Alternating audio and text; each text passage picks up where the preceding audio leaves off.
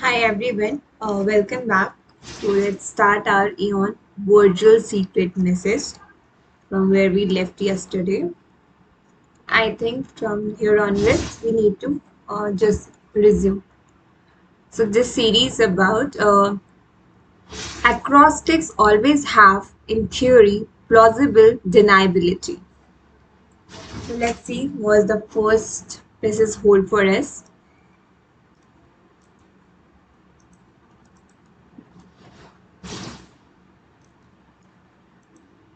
Oh, sorry.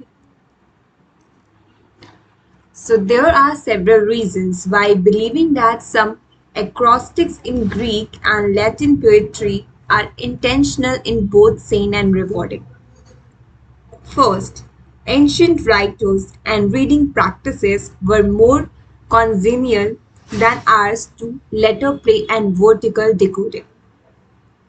Text consider of blocks of capital letter with no space in between, rather like our word search puzzle, as one unrolled a scroll, the column would appear before the rows and something the first letter of verses were even enlarged and separated by dots.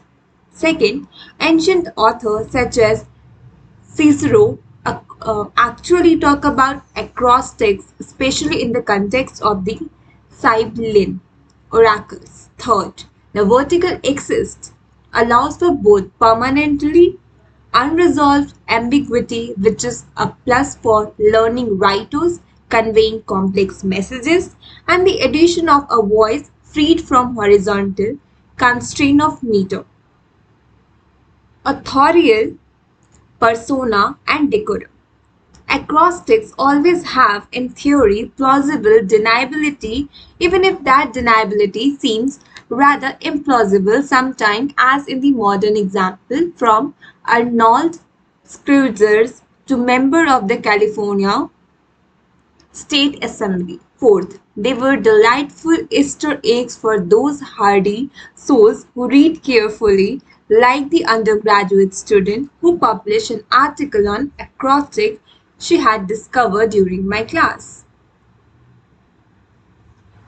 So, this passage is about why the Greek and Latin poetries believes that whatever the words that bold words written, that's written intensely. So here are the some examples, not just some examples, some evidence given about that why they believe that the Greek poets, Greek and Latin poets use that words intentionally. So the first evidence here given is that first, ancient writers and the reading practices are more congenial than are to later play and the vertical decoding.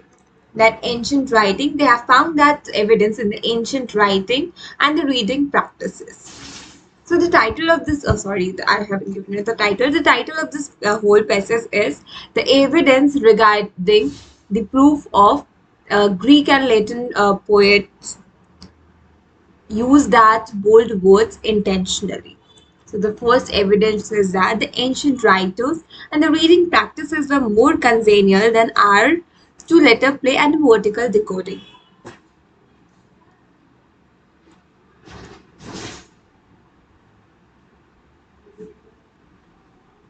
And second is that ancient authors such as Cicero actually talk about acrostics, especially in the context of Sibylline oracles that we can take. And the third is that the vertical axis allows for both permanently and unresolvable ambiguity, which is plus for learned writers conveying complex messages, and the addition of the voice freed from horizontal constraint of meter, authorial persona, and decorum.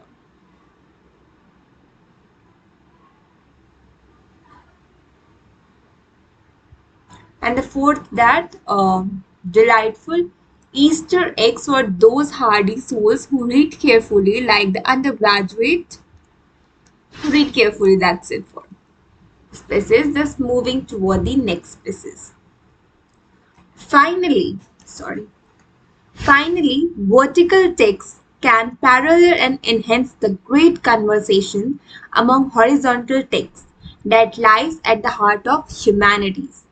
Vergil's Issa Acrotic, the great disruptive event of my intellectual life, participates in an intertextual conversations involving snakes, desires, immortality that ultimately traces back to the most consequential of biblical stories, the serpentine seduction of Eve. So basically what this passage is saying that the vertical text can parallel and enhance the great conversations among the horizontal text that lies in the heart of humanities. That that cat would uh, that cat word signifies the different meaning rather than that horizontal words are given. So it's also a great considered as a great conversations.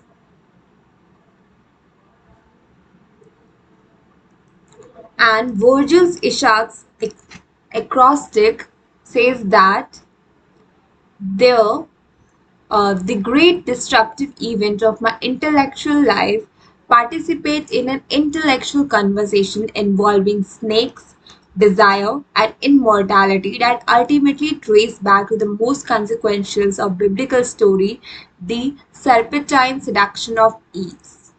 So he says that his intellectual life is evolved because of the studies he biblical stories he studied, that is the spare-time seduction of Eve, where he just have a conversation about snakes, desires, and immortality. So how that vertical word affect the conversations, the title of this message, and what we can take that the text can vertical text can parallel and enhance the great conversation. The first line we can take that, and enhance intellectual conversations ability, that we can take. That's all for this pieces. And moving to the next one. One of the more fascinating parts of my journey has been getting to know the Dispses, a snake whose name came from the Greek of thirsty, as in dipsomaniac, the unsavory critter which appear frequently in ancient literature and material culture, was thought to experience unquenchable thirsty itself and to induce that state in its victim. A Greek magical amulet apparently intended to aid in human fertility by reducing excess uterine blood, pictured two snakes flanking an altar and bear the inscription Dipsas, Tantalus, drink blood. So it is basically the story about Dipsas, a Greek snake, and its picture and what is mentioning about an ancient history about it. So about Dipsys snake. So what we can take from here is that this unsavory creature, which appear frequently in ancient literature and material culture, was thought experience unquenchable thirst itself to induce the state of in its victim.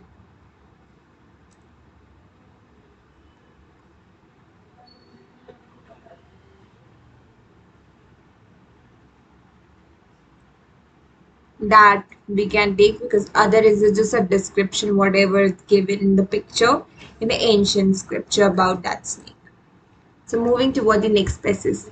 Tantalus, source of tantalize, is the sinner punished in the underworld with unending hunger and thirst, as fruit and water constantly recede just out of his reach. Though there is some scholarly disagreement about how to interpret Dispus here.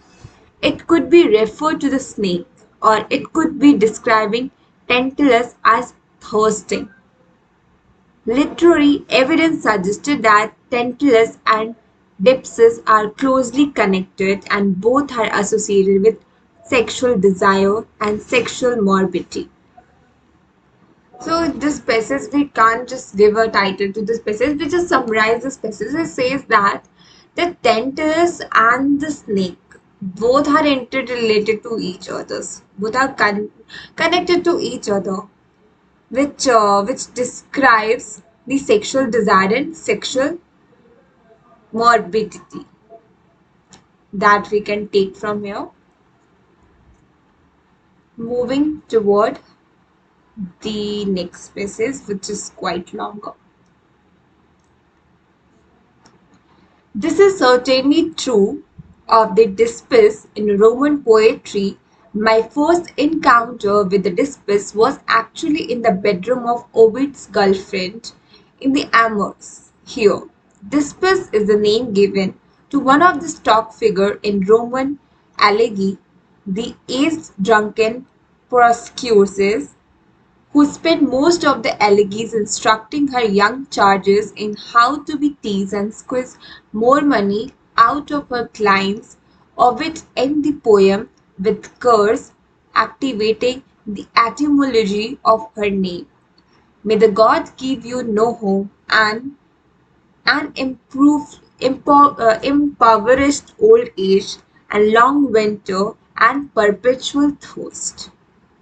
The association of sexual desire with unquenchable thirst and sometimes with snakes is in fact an Ovidian leitmotif, in an hilarious dirge lamenting the poet's impotence despite the proximity of his extreme desirable girlfriend. He compared himself to Tantalus thirsting in the middle of the waves.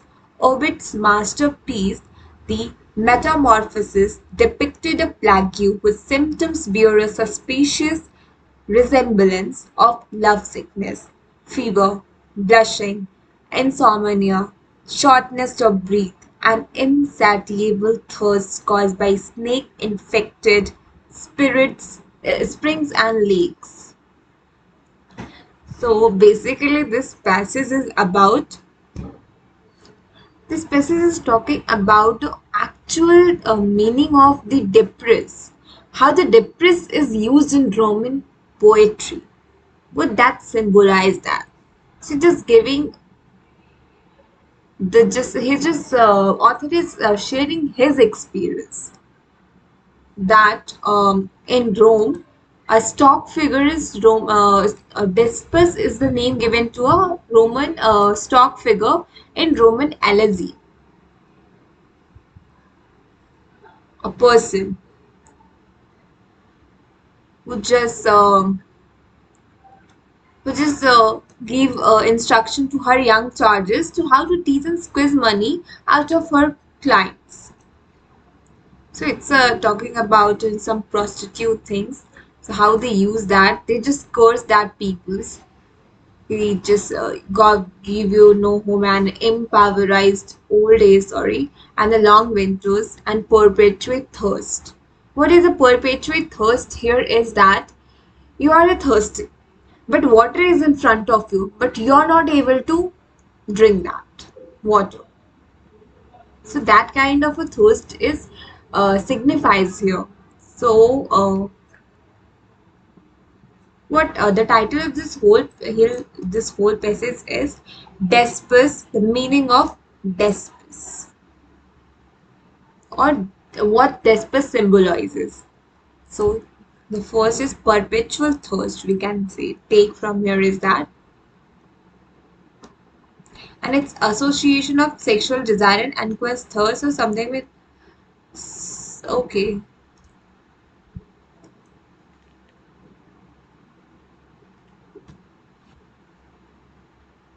yeah. So this line we can take.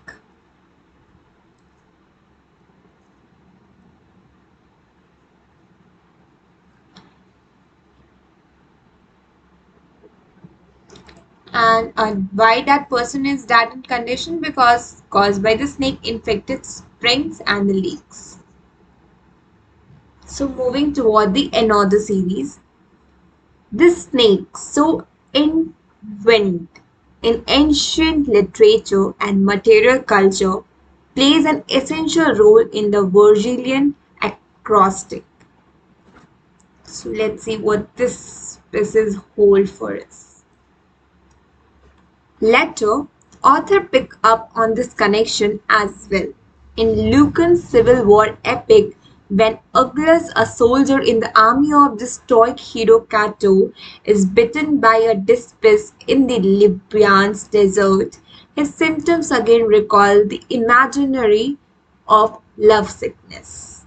Look, the poison enters silently, and the devouring fire gnaws his marrow and kindles his inside with wasting heat.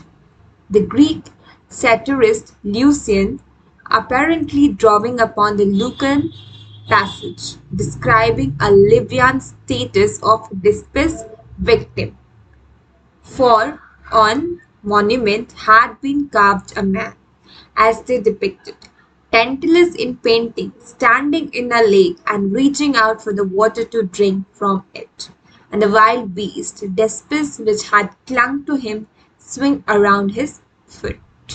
So it's just a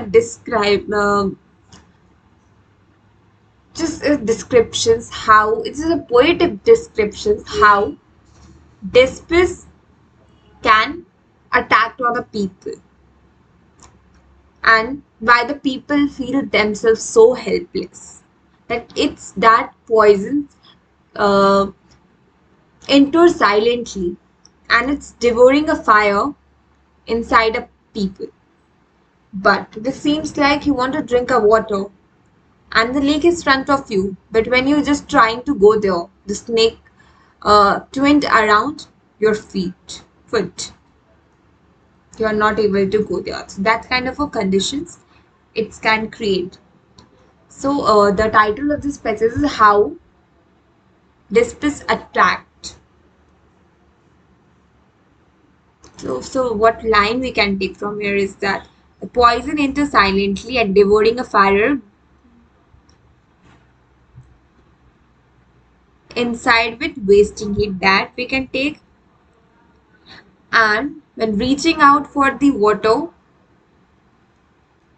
to drink, but which clung to your foot, around your foot, where you are not able to go there. So let's moving toward the next species. Though the piece ends on a humorous note, likening these insatiable craving to the Lucian's own wish to converse with his friend, it's clearly established the association of this piece with various forms of human desire. This bizarre and terrifying snake of intertwined in ancient literature and material culture will have an essential role to play in Virgilian acrostics. So this snake is description of this snake is in Virgilian acrostics, and what the author is trying to say here is that that ancient snake, the venom of that ancient snake, now we can just relate it through our modern day situations, like that kind of a snake is still present in our life, but not in that same actual form, but in the form of our desire and materialistic culture. So let's just summarize this. There is no need to give any title to this. Let's just summarize this basis that is associations of the despis with various form of human desire. This bizarre and terrifying snake, so intertwined in ancient literature and material culture, will have essential role to play in the Virgilian acrostic. That we can take. I'm just moving toward the next thesis. Lysander, a Greek poet of the 2nd century BCE, is not exactly a household name, and for good reason. His compendious didactics poem about snakes, other poisonous creatures, and antidotes had hardly congenial to modern tastes. His older editor complained that he had little poetic talent, knew little about his subject matter, and bring little pleasure to his reader. Though scholars have recently begun to show the witty sophistications with which he transformed his literary predecessor, I must confess that I find reading him in a Greek rather tedious. He's short on story, and there are many lines where I have to look up very words. Where I have to look at every words, only to find I don't know what half of them means in English either. Nevertheless, I have lately come to the realize that he is a crucial link in the chain connecting some of the Western tradition most important texts. So this passage is all about the Greek poet Lysander. So the title of this passage is about Lysander, and he is a Greek poet. What we can take a Greek poet of 2nd century BC. His compendious detective poems about snakes and other poisonous creatures antidote that hardly congenial to modern taste. That's very right.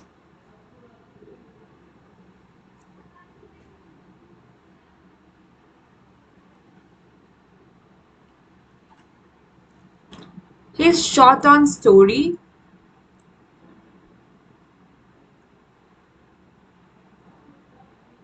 that he is a crucial link in the chain of connecting some of the Western tradition most important texts that we can take. So moving toward the next one. On the many snakes he describes, along with usual revolting effect their bites have on the human body, two stand out. One is the viper, from the Latin for viviparous, a live young beings. The serpents had the amiable quality of biting off her mate's head while he is impregnating her. But she gets her comeuppance when her young eat their way out of her womb.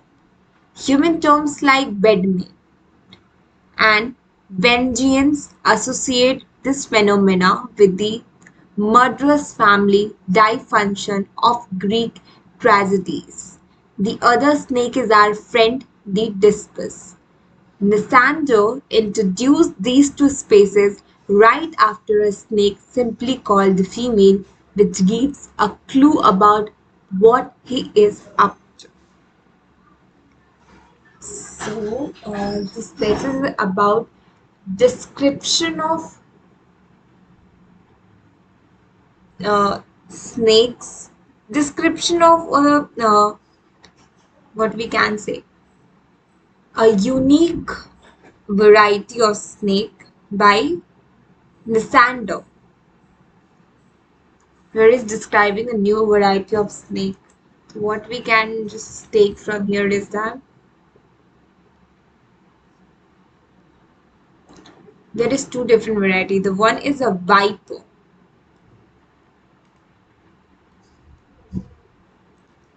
which is viviparous, a live young bearing, who is just female. We can say that this Pendus has the amiable quality of biting off her mate head while he is impregnating her.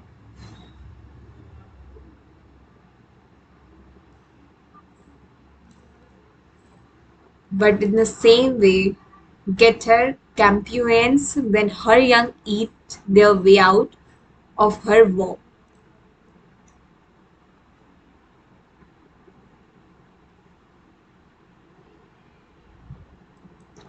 And vengeance associate this phenomena with the murderous family dysfunction of Greek tragedies. That is a description about one kind of snake, and other is Dispus. which we already know. So basically, a male and female snake is describing about.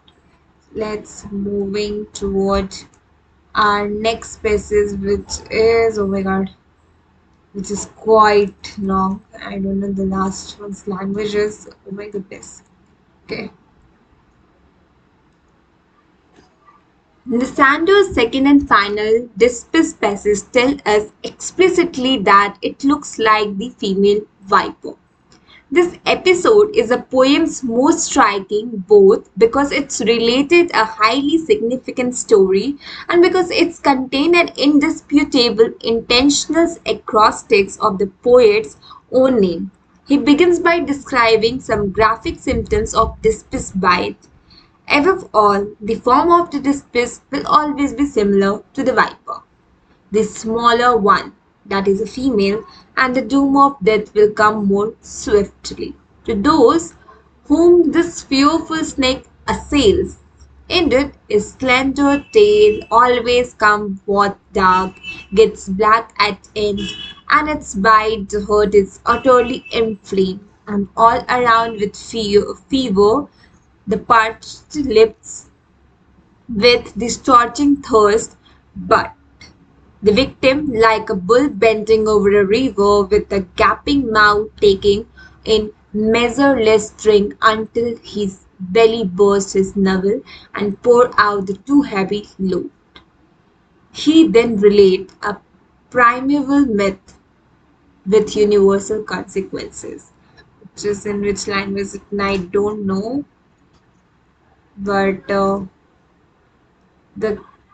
okay. Firstly, I just describe what this poem is saying that this whole passage is describing about the bite of Dispis, which is similar to the viper, a female viper. So he says, when the Dispers attack on humans, what the condition of human beings is that you having a fever, with fever the parches lips with her with scorching thirst. Means you have a fever, your lip is parches, but you are thirsty,